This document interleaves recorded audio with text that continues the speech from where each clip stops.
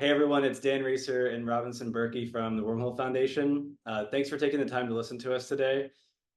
We wish we could be there, but appreciate you guys letting us record this ahead of time and tell you guys a little bit about interoperability and Wormhole itself. I also wanted to thank the Wormhole China team as well as Wilgish from our team for putting this whole event together with the Pyth team. We really appreciate it and really enjoy working with you guys. Quick intros, Robinson and I are both co-founders of the Wormhole Foundation. Been working together for quite a while now and have had a great time kind of building up our team at the foundation, as well as working with a lot of the different core contributors across the Wormhole ecosystem. If I was in the room, I would ask everyone to raise their hand if they knew what was on the screen, but I'll just go ahead and tell you. This is a cable running under the ocean that's connecting the internet across the world. So from China to the US, from the US to Brazil, from Brazil to Europe, there's cables running under the ocean connecting the world's internet. And I found this graphic as we were doing some research for this presentation. And the crazy thing we discovered is that a lot of these cables are actually owned by even a small group of Web2 companies. The orange cables here are all owned by Amazon, Facebook, Google, and Microsoft. And as you can see across the orange and blue cables here, there's a ton of infrastructure that was built out over the last 50 or so years that has connected the global internet as we know it and enabled so much commerce and activity on top of that platform. And everyone in the room, I'm sure, knows the history of crypto and blockchain, so I won't go into the details of what that is. But what this graph is meant to show here is just the number of active blockchains that are live. This goes through around 2023, but the chart is clearly growing rapidly, and we believe will continue to accelerate exponentially as it gets easier and easier to build things like app chains, using things like the OP stack or the Cosmos SDK and others. And the same trend is also happening for activity moving from centralized exchanges to decentralized exchanges. As you can see here, this is the DEX to CEX volume percentage. So a lot of activity coming on chain, again, because user experience is improving. As a lot of you probably have seen with things like the Solana ecosystem and how easy and kind of enjoyable it is to use on-chain applications now, which is a really great trend to see. But as all of these blockchains are kind of flourishing and emerging, there has to be connectivity between all these chains, just like we saw with the connectivity of the internet. So the highest level definition of blockchain interoperability is just enabling isolated blockchains to communicate data. So it doesn't have to just be tokens. There's a lot of types of data that are communicated between blockchains every single day. And we'll get into some of those examples in a little bit here. Robinson's going to take you through this interoperability stack now. So this is a helpful visual to better understand how to think about interoperability. So we have 4 layers of the stack here. And at the base layer, we have Wormhole. We'll call this the messaging layer. Some people will call it the transport layer, the communication layer, etc. But for the purposes of today, we'll call it the messaging layer. So Wormhole is a multi-chain developer platform. So like Dan mentioned on the screen prior, it enables interoperability. So 2 blockchains are able to communicate with one another. Once you have this kind of base layer functionality, you're able to then do things on top of that, right? So a lot of us in this room are probably familiar with transferring assets. So once you have this layer, you're then able to do things like bridge tokens, bridge NFTs, do cross-chain swaps, what have you. And so here we have a few of the more popular solutions like a Mayan swap, Portal, Squid, USDC-CCTP. These are all kind of like applications that you can enable once you have this base layer. And then as you move kind of further up the stack, you get what we call the aggregation layer. So the aggregation layer, the way to think about this is that they're going to expose a good user experience to the user and aggregate all the things below it in the stack, right? So you have the messaging layer that's connecting all these different chains. then all these like asset apps built on top of it, helping you kind of swap in and out of different assets. And then their job is to kind of aggregate all of that and then provide, again, that best user experience. And then you go one layer further up and you get to kind of this application layer, if you will. So for the purposes of today, we can think about it as wallets, right? So you have Backpack, Phantom, MetaMask, all popular wallets. And the idea here is that there's so much happening, you know, for instance, from the bottom, from the messaging layer, where you can almost view it as like the railroad tracks, if you will. You're essentially aggregating all of this up to the wallet.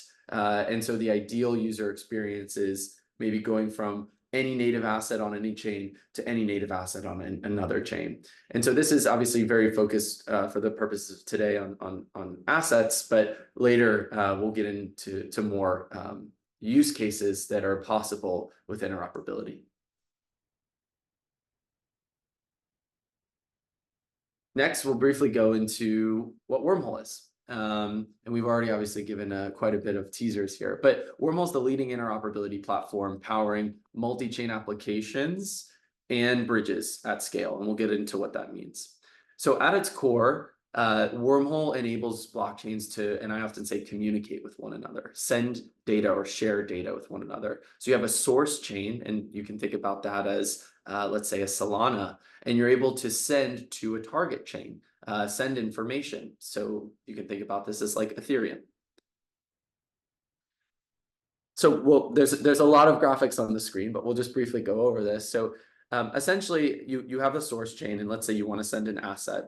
So on the source chain, we have a few different contracts that Wormhole will deploy, and we will wait for finality to happen on said source chain. So let's say it's Ethereum. So we want to make sure that finality happens. Once that happens, the Guardian network will essentially approve whatever happened on the source chain indeed did happen. So that the Guardian network is 19 independent operators. These are actually top validator companies within the space. So we have P2P, Chorus One, Figment, Rockaway. So these are 19 separate, large, well-known entities, and 13 out of 19 of them need to come to consensus on every single message that goes through Wormhole.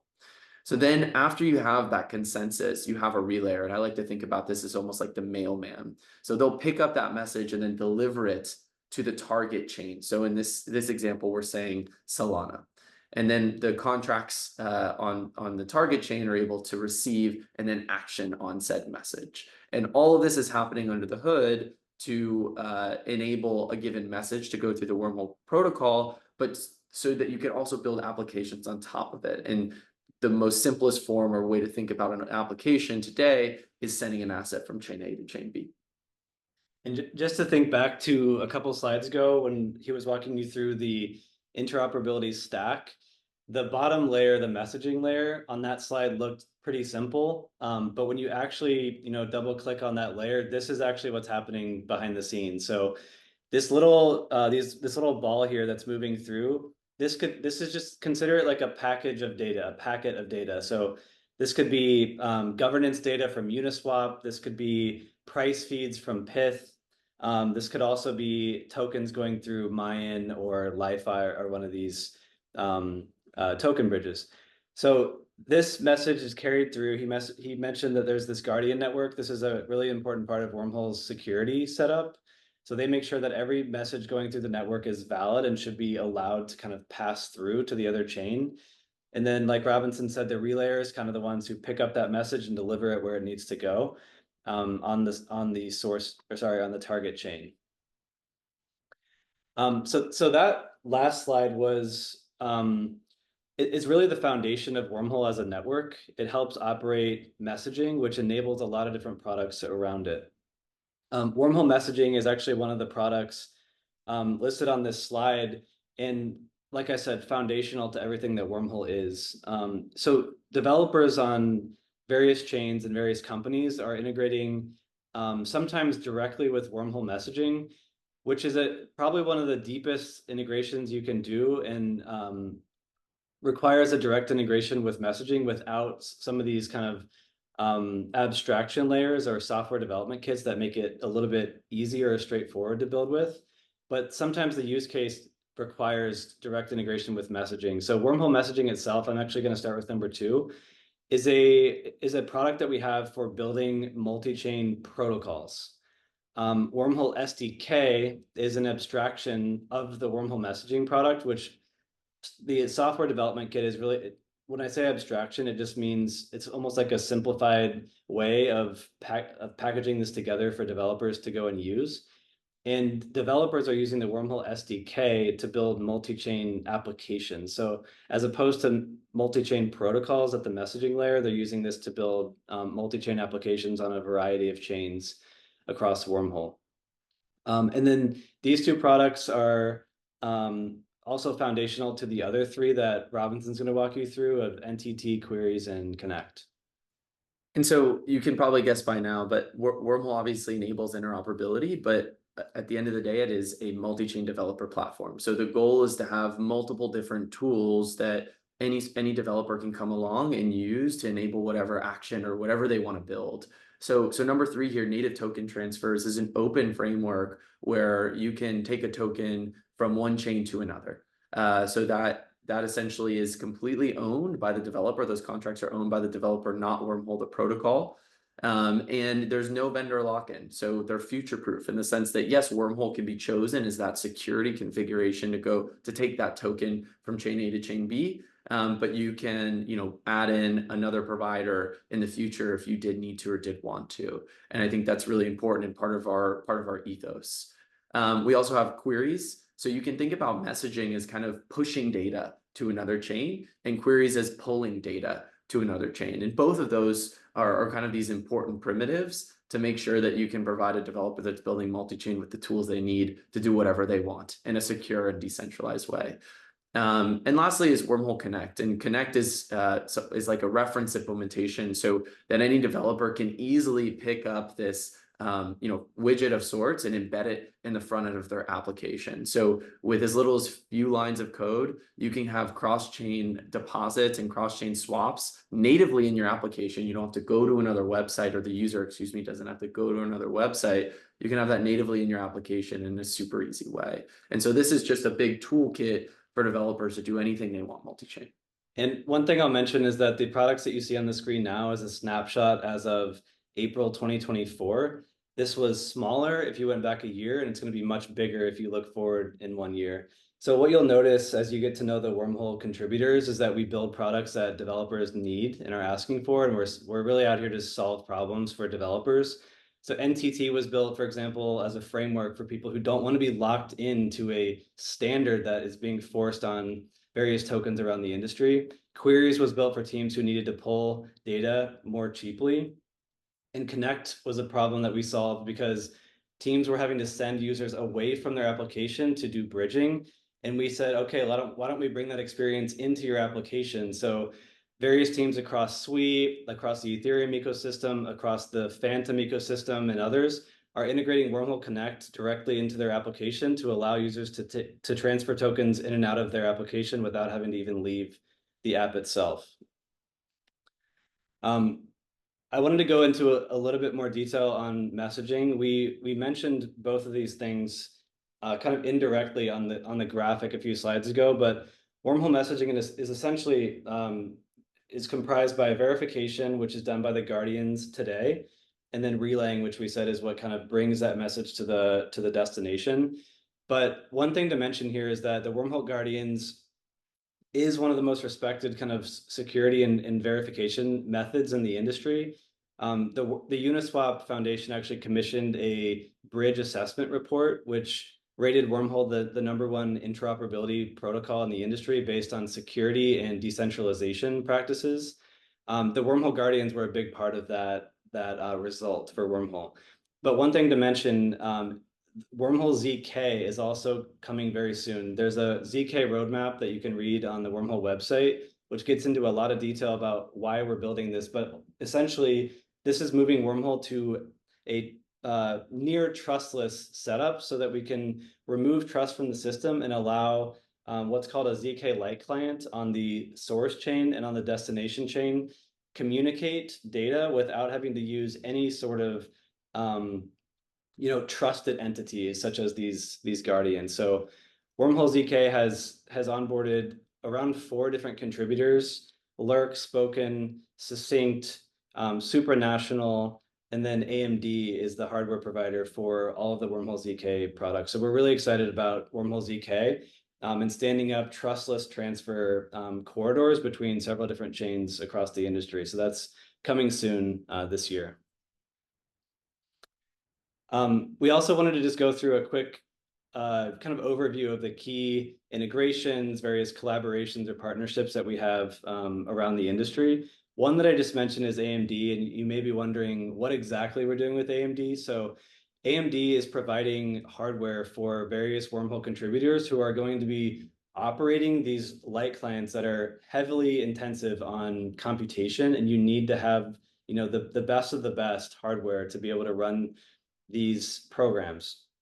So AMD is providing hardware for us that are going to run these ZK Lite clients, and they're also providing their internal as well as external expertise on how to optimize and accelerate this hardware so that we can have as cost-effective transactions for our users, so minimizing cost, and then as fast as possible so that the transactions are processing as quickly or faster than the current transactions do using the Wormhole Guardians. Another one I'll touch on here is the Backpack integration. So Backpack is one of the leading wallets in the industry, started on the Solana ecosystem, but also support EVMs now as well. And Backpack just recently integrated Wormhole directly in their application, sorry, in their wallet. So in your browser, you're using Backpack. Let's say you have some USDC on Solana and you want to send that to the Ethereum ecosystem, you can do that directly in your Backpack wallet, and that is using Wormhole on the back end, which was actually a great example of an integration of the Wormhole SDK that I mentioned earlier. Yeah, and I mean, for the sake of time, I'll just give one more example. Wormhole's involved in many different protocols, so we could probably talk about this for quite some time. But I think it's important to also highlight the non-asset use cases, right? There's those are bountiful and there's plenty, but there's also plenty pure messaging use cases as well. And Uniswap is a great example. So Dan mentioned earlier the assessment that Uniswap commissioned and how Wormhole was the one approved to be essentially the provider for cross-chain governance messages. So Uniswap is essentially trusting Wormhole to shuttle any sort of governance messages from their home mainnet deployment to any other deployment where Uniswap, or any other chain where Uniswap is deployed, which is extremely important when considering that these governance choices can be things that affect the entire protocol. So we're extremely excited about the work we've done with Uniswap, and we are now securing about 6 deployments. And we don't need to go through each of these, but this is just to give you an example of some more categories of use cases that are built on the Wormhole platform.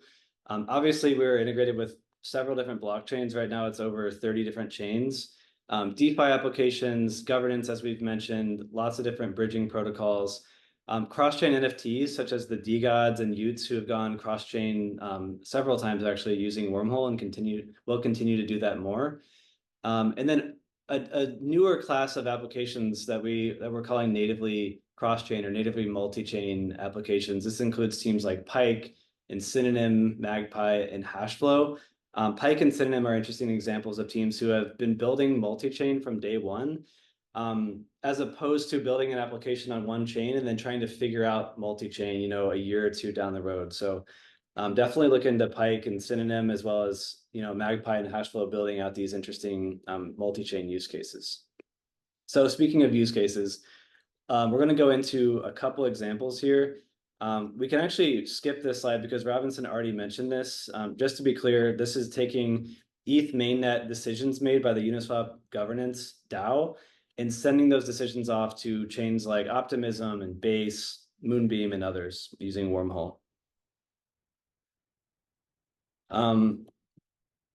Skip a slide. This is an example of a token bridge built on Wormhole. So Portal Bridge is a bridge that's been built using Wormhole messaging behind the scenes. And if you haven't used it, I would encourage you to go just test this out and see what it's like to actually use an application built on Wormhole. It's pretty simple. You just connect the wallet. In Ethereum's case, you'd be connecting something like MetaMask. Solana's case, you would connect a Backpack or Phantom or Soulflare wallet and simply choose the asset. In this case, it's USDC, send 10 from Ethereum to Solana, and you should receive it on the other end pretty soon after. So this is just one example, and one of the bigger use cases as far as volume, as you can see on this slide. So this is actually a screenshot I took about 10 minutes ago. So this is the last 7 days of volume going through Portal. So on the left, you see source chain. And think back to the slide Robinson showed with the graphic. This is actually a source chain example of this use case. And on the right, it's the target chain. So in Ethereum's case, there's been 150 million sent from Ethereum to these chains on the right. So Solana has had the most inbound traffic from Ethereum. Sui has a lot of inbound, and then BSC or BNB chain has had, I guess, the third most volume coming in from Ethereum. And if you want to check this out, this is wormholescan.io, and there's a lot of cool and interesting data that you can see about Wormhole on that site. And then just one other example of actually on Wormhole Scan as well, just to see how much demand there is for stable coins as well that are going through Wormhole. So USDC is a big user of Wormhole with our integration with CCTP. So we're definitely happy to support them with more and more integrations over time. And actually just working on several different deployments with them on USDC. Another example here that Robinson will walk through. And I just want to say hey to all our Pyth friends in the room as well. Thanks for doing this with us. And anyway, I think this is a great example of a good partnership and a fantastic integration. So for those of you who aren't familiar, and again, I know there's a lot of Pyth folks in the room. So Pyth and Wormhole work closely together. Wormhole is a core infrastructure provider for Pyth. So we help enable all Pyth price feeds to go cross-chain. And candidly, Pyth has been expanding so quickly and so successfully, it's hard to keep up with chains. So this number is probably out of date, but we've got 45 plus chains here. And I think from a Wormhole perspective for a second, this is a great example for us of product market fit. So there's obviously a lot of product market fit in this idea of just getting assets across all these different chains when you couldn't before.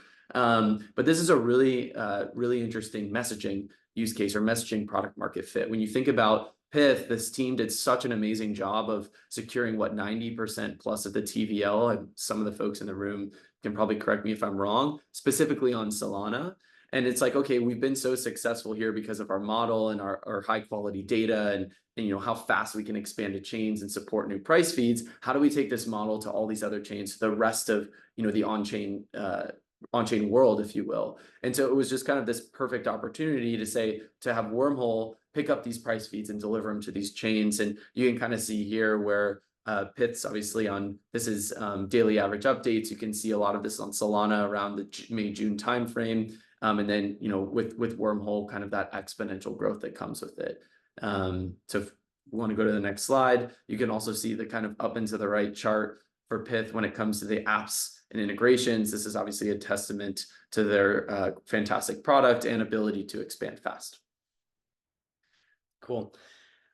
Couple more slides just to get into what you may be able to expect from the interop space as well as Wormhole. So I mentioned ZK. So ZK is going to be a major theme for the Wormhole ecosystem going forward. This, as I mentioned earlier, just to touch on this one more time, is enabling trustless transfers that we believe is the end game for interoperability. So removing trust from the system is always kind of the ethos of crypto. We, as Wormhole contributors, believe a couple things are very important. One being open source. You would be surprised how many teams, even in the interop space, are not actually open source, which is core to the ethos of why crypto is even here in the first place, as well as decentralization. Wormhole and Axelar are two of the most decentralized interoperability protocols in the world, and we're definitely very proud of that. But that also lines up well with removing trust. So we're going to continue working on building as much ZK into the Wormhole ecosystem as possible. Sorry, let's go back. So a lot of us are familiar with RWAs, and in the interest of time, we won't go too deep into this. But for real world assets are becoming more and more popular. We're seeing more and more institutions, bring assets on chain. And so once you have these assets on chain, how do you get them? Just same mental model with any other token, but tokens maybe that are native to blockchains or minted on blockchains. How do you get these tokens cross chain? How do you make the idea from a user perspective of what chain you're on? How do you make that extinct, for lack of a better word? So RWAs and these institutions that are tokenizing these assets and bringing them on chain are going to need to figure out a way to, whether it's going from a private blockchain instance to the public blockchain network like Ethereum, Solana, L2s, etc., or just bringing them on chain to a public network and having them go intra-public network. This is just going to present the same set of issues we've already seen for the past 5+ years, but now from a real world asset perspective. So we're going to see more and more of this in the coming year. And blockchain abstraction. So I think a lot of people in this space talk about user experience. How do we make user experience better, et cetera? And I would make the case that interoperability protocols or multi-chain protocol like Wormhole is how you do that. The idea of having to go through to these different blockchains and actually, from a user perspective, understand what network you're on or what network you're using an application on, having gas fees in those tokens, and all these little things is actually a ton of friction to presenting an experience that is somewhat similar to an online experience, if you will. And so Wormhole being kind of this mesh network, this interconnectivity layer between all these blockchains, and at the app layer, we feel that this is what's going to help unlock a better user experience. And we're already seeing that today in the wallets, with games, et cetera. So we're going to see more user experience get better and better over 2024. Cool. Well, just to wrap up, thanks again for the team, the Pyth team, the Wormhole China team for putting this together, and for everyone in the audience paying attention to the presentation today. We hope you learned a little bit more and some new things about interoperability, and also learned how Wormhole works kind of behind the scenes, some of the key teams that we're working with, and what the future looks like for Wormhole. So thanks, everybody. We'll see you soon. Thanks for having us.